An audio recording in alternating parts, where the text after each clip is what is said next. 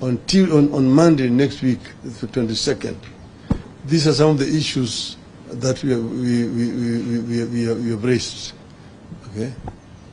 All right. My name is Emmanuel Toh from KTN News. I have two questions. One, the president yesterday cracked the whip at KEMSA. Huh? I'm here, Baba niko hapa. I'm here. Nachunga camera. So, yesterday the president cracked the whip at KEMSA, firing the PS and some members at KEMSA. Do you think, what is your take on that?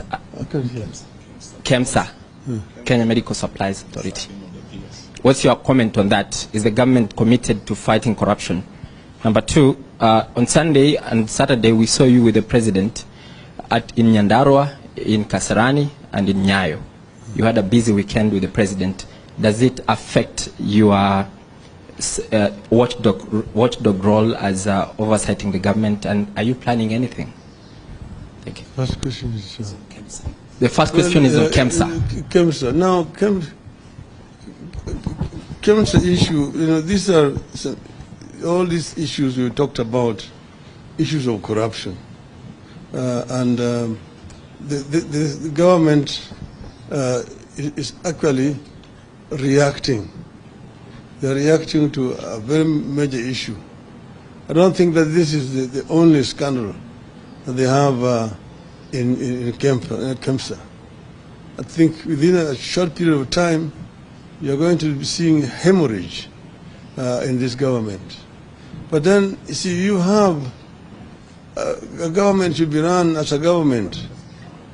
You have ministers who are charged with these responsibilities.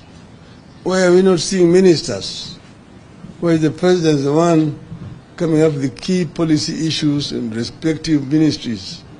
The other day, the president was talking about student loans with the permanent secretary, and there was no minister.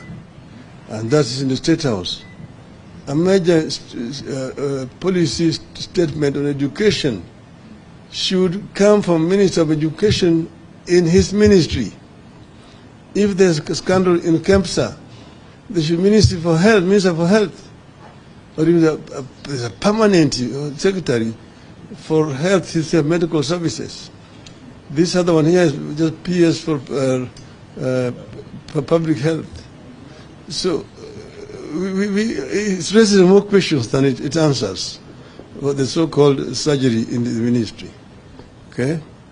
The other one is we were in Nyandarua. We went there, Jambini village, for the funeral of Hayati Field Marshal Mukami Kimathi. And we met there with Mr. Ruto and his deputy and his ministers. And of course we shook hands there. It was a chance meeting. We did not plan to meet there. But they said it was a state funeral, and we said we must go. There had been some threats issued by some supporters of Kenya Kwanza. But he said, no, we will go because of our relationship with the deceased, as it turned out. Now, they said it was a state funeral. The flags were not flown at half-mast. Neither was she given a 21 gun send-off as is required, which was very unfortunate indeed. But from there, I had been invited to Kipchoge Keino Athletics tournament, which was taking place at Kasarani.